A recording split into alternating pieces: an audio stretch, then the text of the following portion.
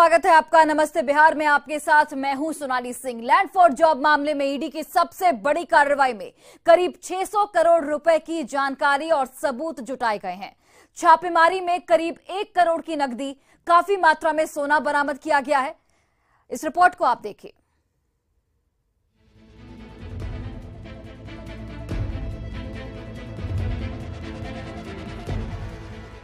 Land for job मामले में ED की कार्रवाई के बाद लालू फैमिली की मुश्किल बढ़ती हुई नजर आ रही है। देश भर में करीब 24 जगहों पर हुई छापेमारी में 600 करोड़ के फर्जीवाड़े का पता चला है। केंद्रीय जांच एजेंसी ईडी के औपचारिक बयान के मुताबिक छापेमारी में लालू परिवार और उनके नजदीकियों के यहां पड़े छापे में 600 करोड़ के फर्जीवाड़े का पता चला है। 250 करोड़ रुपए के लेन देन की जानकारी मिली है और 350 करोड़ के अवैध अचल संपत्तियों की जानकारी भी मिली है। इसके अलावा छापेमारी में 1 करोड़ कैश बरामद हुआ है।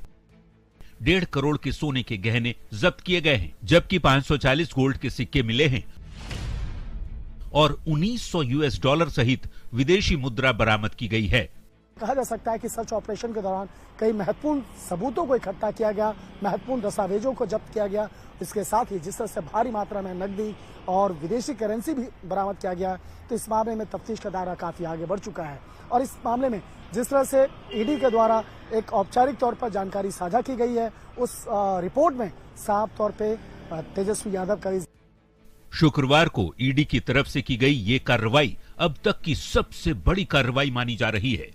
ईडी ने पटना में अबू दोजाना के ठिकानों पर छापेमारी की, रांची में अजय नायक के ठिकानों को तलाशा, रांची में ही एसके नायक के यहां सर्च ऑपरेशन चला, गुरुग्राम में नवदीप सरदाना के यहां छापेमारी हुई और गाजियाबाद में लालू के समधी जितेंद्र यादव के यहां भी छापेमारी की गई। इसके अलावा लालू प्रसाद की 3 बेटियों चंदा यादव, हेमा यादव और रागिनी के यहां भी छापेमारी की गई।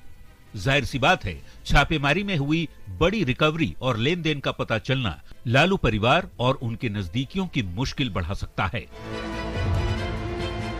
न्यूज़ 18 के लिए दिल्ली से शंकर आनंद के साथ ब्यूरो रिपोर्ट। और ईडी की छापेमारी के बाद सीबीआई ने भी तेजस्वी यादव को पूछताछ के लिए समन भेजा था, लेकिन पत्नी की तबीयत का हवाला देते हुए तेजस्वी यादव पूछताछ के लिए नहीं पहुंचे। सूत्र बताते हैं कि 15 मार्च से पहले सीबीआई फिर से तेजस्वी को समन भेज सकती है। रिपोर्ट देखिए।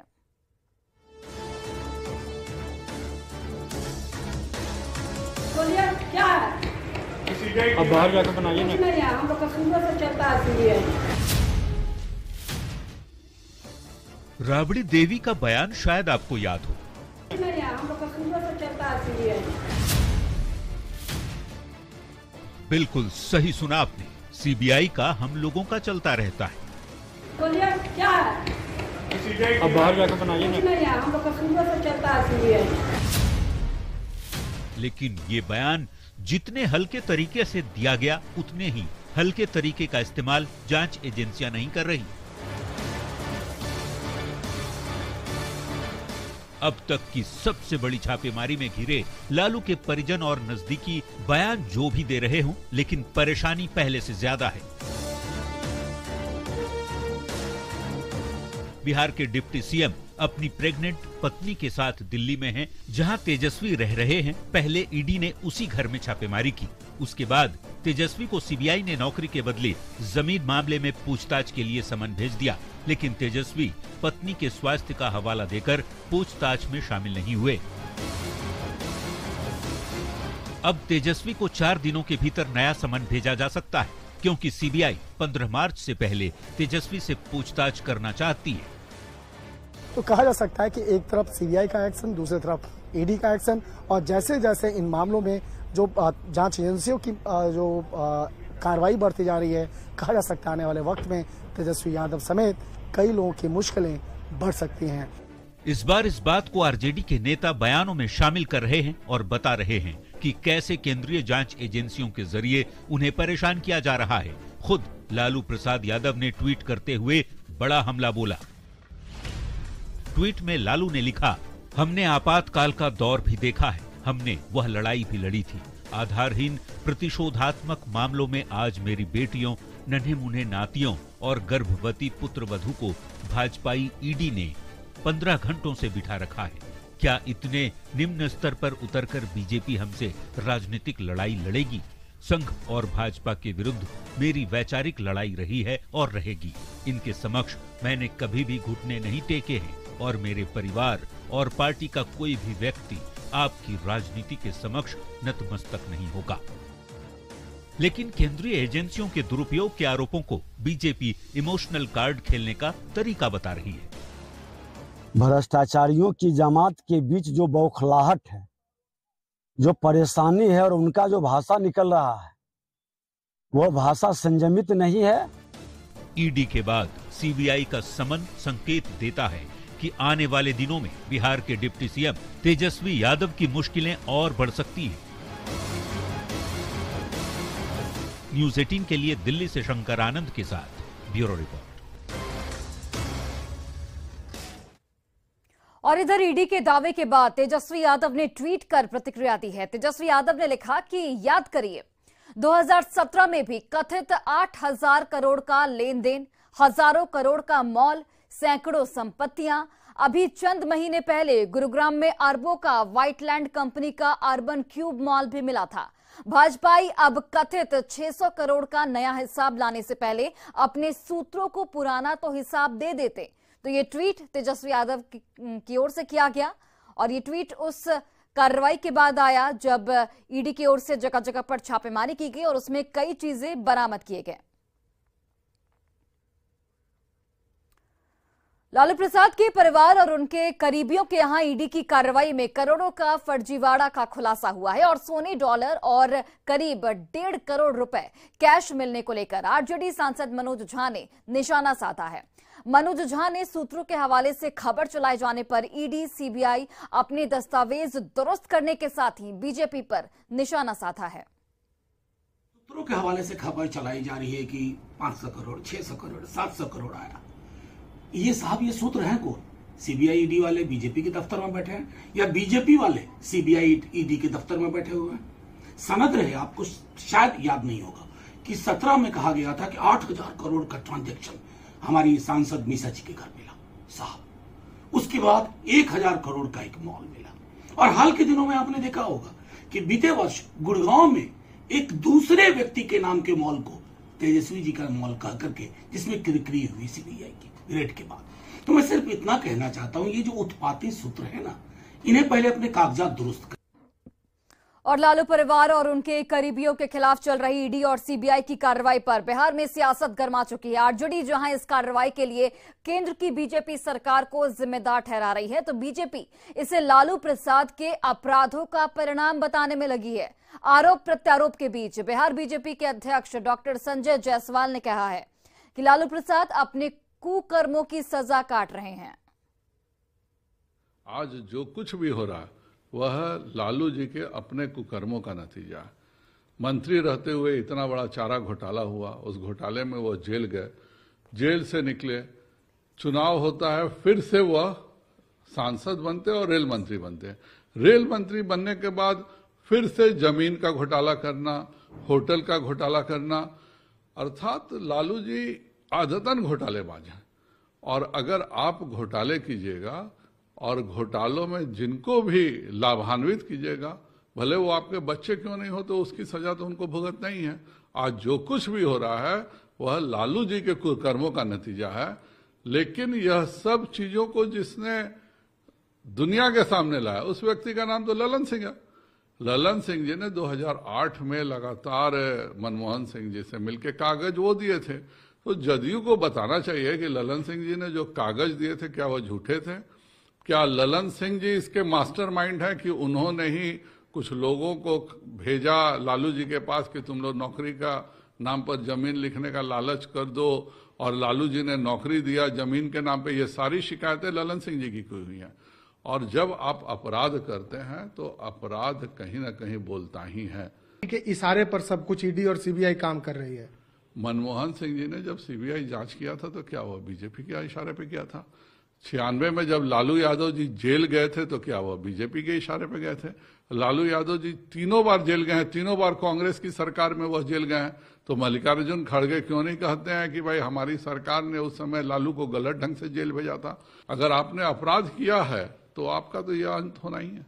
तो बिल्कुल, एक और सीबीआई और ईडी की कार्रवाई चल रही है तो दूसरी ओर बिहार में सियासत है, आरोप प्रत्यारोप का दौर चल रहा है। कैमरा पर्सन दीपक के साथ शैलेंद्र, न्यूज़ 18 पटना। और बांका के बौंसी में मंदार पर्वत के निचले हिस्से के जंगल में कुछ असामाजिक तत्वों ने आग लगा दी। आग मंदार पर्वत के निचले हिस्से में लगी है और धीरे धीरे तराई से शिखर की ओर बढ़ने लगी है। ग्रामीणों ने आग की लपटें देखते ही देखते वन विभाग को इसकी सूचना दी, जिसके बाद वन कर्मियों ने कड़ी मशक्कत के बाद आग को बुझाया। प्रत्यक्षदर्शियों का यह कहना है कि पहाड़ के निचले हिस्से में असामाजिक तत्व बैठकर गांजा सिगरेट पी रहे थे और इसी दौरान आग की लपटें उठने लगी। ये अब नहीं बर्दाश्त होगा, अब धर लेगा। लखीसराय में आपसी विवाद में फायरिंग और मारपीट की घटना सामने आई है। घटना पिपरिया थाना क्षेत्र के लाल दियारा गांव की है। बताया जा रहा है कि गांव के ही रहने वाले रामसागर सिंह और राम प्रवेश सिंह के बीच किसी बात को लेकर विवाद हुआ। देखते ही देखते बात इतनी बढ़ गई कि राम प्रवेश सिंह ने फायरिंग कर दी। वायरल वीडियो में राम प्रवेश सिंह हाथ में 2-2 पिस्टल लिए जाने से मारने की धमकी देते हुए दिख रहा है। इस मारपीट की घटना में कई लोगों के जख्मी होने की भी सूचना है। इस मामले में दोनों लोगों को गिरफ्तार कर लिया गया है। और बड़ी खबर मुंगेर से सामने आ रही है, जहां 15 किलो गांजे के साथ 2 तस्कर को गिरफ्तार किया गया है। एक देसी कट्टा, 5 कारतूस इनके पास से बरामद किया गया। गिरफ्तार अपराधियों में गालू भी शामिल है। पवन मंडल का राइट हैंड ये बताया जा रहा है।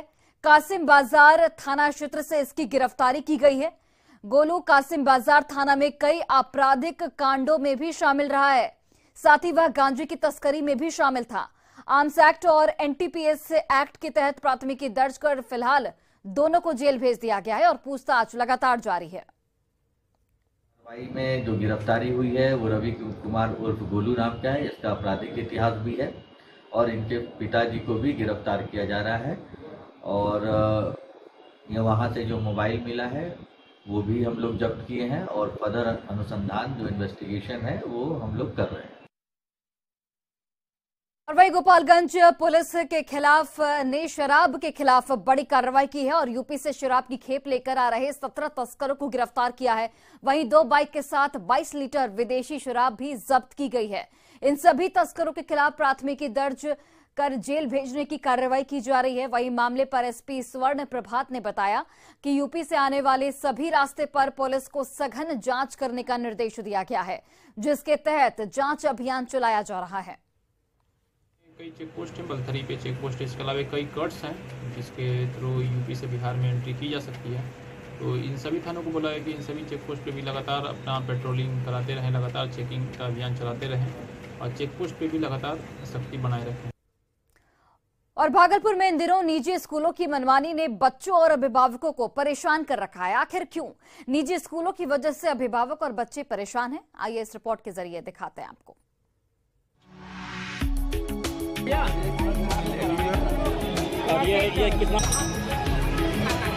भागलपुर में किताब खरीदने के लिए दुकान के बाहर उमड़ी इस भीड़ को देखिए। आप कहेंगे कि इससे ज्यादा सुखद तस्वीर क्या हो सकती है, लेकिन किताब खरीदने के लिए लाइन में लगे बच्चों के ये अभिभावक खुश नहीं बल्कि दुखी हैं। क्यों? आइए इनसे ही सुनते हैं। स्कूल के भी तरफ से यहाँ कमीशन मिलता है, इस वजह से होता है। इस वजह से आप राइट टू एजुकेशन में कहता है आप बुक लिस्ट प्रोवाइड गार्जियन को कीजिए, आप ऐप पे कीजिए, कहीं प्रोवाइड नहीं है। कितना पैसा लगेगा किसी को नहीं मालूम है, किसी को नहीं। यहाँ आते हैं पैसा इतना लगेगा उतना लगेगा, कॉपी भी यहीं खरीदिए, ये क्या मतलब है?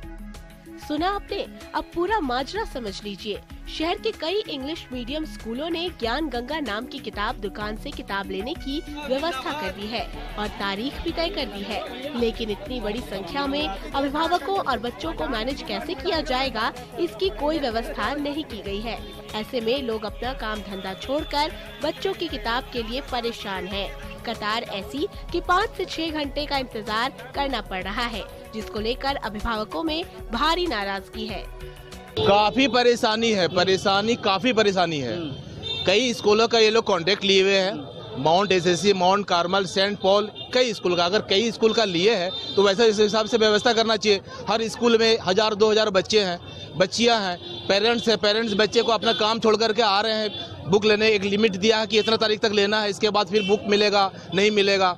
सभी गार्जियन परेशान है। यहाँ आने के बाद जो मिस मैनेजमेंट है कि बच्चे लाइन में लगे हैं 2 घंटे से। लंबा लाइन लगा किताब लिए, किताब का अब क्या प्रत्येक पेज को देखना होगा। बीच का जो है 8 पेज गायब है और कोई सुनवाई नहीं हो रहा है। यहाँ पर 3 बार काउंटर तक गए हैं। एक किताब का 2 पेज ब्लैंक है। लाइन लग के जाते हैं, वहाँ से फिर बता के अभी कोई बात नहीं, थोड़ी देर में आइए। 3 बार गए हैं। दिक्कत हो रहा है, बहुत दिक्कत है। ऐसे भीड़ में कोई तरह का व्यवस्था नहीं है। आरोप है कि कमीशन खोरी के चक्कर में कई स्कूलों ने एक ही दुकान को किताब और कॉपी का टेंडर दे दिया है, जिसकी वजह से किताब लेने के लिए लंबी कतार लग रही है और बच्चों के साथ साथ उनके अभिभावक भी परेशान हो रहे हैं। न्यूज़ 18 के लिए भागलपुर से आशीष रंजन की रिपोर्ट। और बड़ी खबर बेतिया से सामने आ रही है, जहां शराब पीकर हुड़दंग करने वाले को पुलिस ने गिरफ्तार किया है। होली के दिन 4 लोगों ने हुड़दंग किया था, सीएम पर आपत्तिजनक टिप्पणी की थी। वायरल वीडियो के आधार पर यह कार्रवाई की गई है। अरुण पाइक और संजीव सिंह को अरेस्ट किया गया है। इसके साथ ही गोविंद विश्वास और शंकर देवनाथ, इन 4 लोगों को गिरफ्तार किया गया है। मानपुर थाना पुलिस ने यह कार्रवाई की है। शराब पीकर इन्होंने सीएम पर आपत्तिजनक टिप्पणी की थी और वायरल वीडियो के आधार पर यह कार्रवाई की गई है। मुजफ्फरपुर के मिठनपुरा थाना क्षेत्र के पुलिस ने एक घर में छापेमारी कर 70 कार्टन विदेशी शराब बरामद की है, जिसकी कीमत करीब 20 लाख रुपए बताई जा रही है। पुलिस ने शराब के साथ घर में रह रही सास और बहू को भी गिरफ्तार किया है। हालांकि पुलिस की भनक लगते ही घर के पुरुष भाग निकले। पुलिस ने बताया कि दोनों गिरफ्तार महिलाएं शराब तस्करी में संलिप्त थीं। फिलहाल दोनों से पूछताछ कर ये पता लगाने की कोशिश की जा रही है कि शराब कहां से मंगवाई गई थी। में शराब रखने की सूचना प्राप्त हुई थी, जिस पर छापामारी किया गया तो वहाँ से 70 कार्टून विदेशी शराब बरामद हुआ है और उस घर में 2 महिला जो शराब रखे हुए थे और घर में उपलब्ध थे उनको गिरफ्तार किया गया है और इस कारोबार में जो संलिप्त है उनका भी छापामारी किया जा रहा है। प्राथमिकी संबंध में प्राथमिकी अंकित कर आगे कार्रवाई। और पूर्णिया में 3 दिवसीय कामाख्या महोत्सव में प्रसिद्ध गायिका पद्मश्री अनुराधा पौडवाल और उनकी बेटी कविता पौडवाल ने संगीत की प्रस्तुति दी। उनके गाने को सुनकर लोग भाव विभोर हो गए।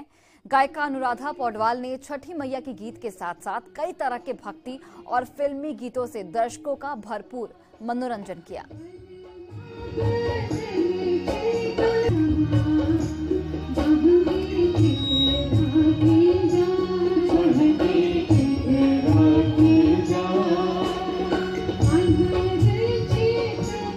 आज भजन संध्या गा रही है और हम सब लोगों के बीच है। हम लोग कल्पना नहीं कर सकते थे कि हमारे बीच यहाँ गांव में माता कामाख्या के दरबार में मुंबई से चल के यहाँ आएंगे। ये सब माता की कृपा है।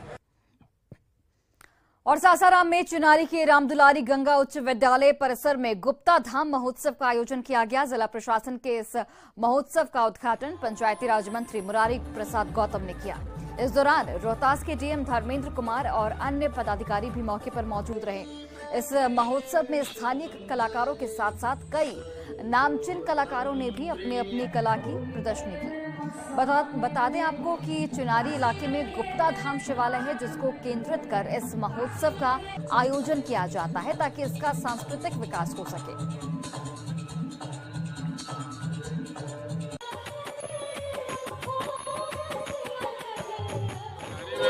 कई वर्षों से लगातार हो रही है। महोत्सव का मुख्य उद्देश्य होता है कि जो भी स्थल है पौराणिक ऐतिहासिक दृष्टिकोण से उसको कैसे और आगे विकसित करें। आज गुप्ता महोत्सव मनाने का विशेष उद्देश्य यही था कि कैसे देश के पटल पे और प्रदेश के पटल पे इसका स्थान है।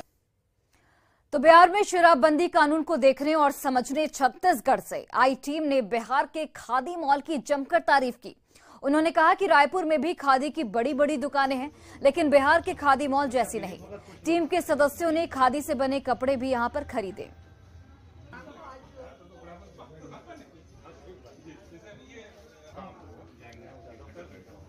बिहार सरकार को बहुत बधाई देना चाहूँगी इस खादी मॉल के लिए, क्योंकि जब खादी जो बापू की पहचान है वो विलुप्त हो रही है, ऐसे समय में खादी को बढ़ावा देने के लिए इतने अच्छे खादी मॉल की स्थापना की है और बहुत ज़्यादा सिलेक्टिव आइटम है, बहुत अच्छे आइटम है। नहीं, खादी माल देखने से अच्छा लगा है और निश्चित रूप से हमारे छत्तीसगढ़ में भी बहुत अच्छे खादी की क्वालिटी है, वहाँ भी खादी के माल हैं और छत्तीसगढ़ में कोसे के व्यापक रूप से बहुत ऊंचे से ऊंचे वैरायटी के बनाया जाता है जो दिल्ली तक बिकती है।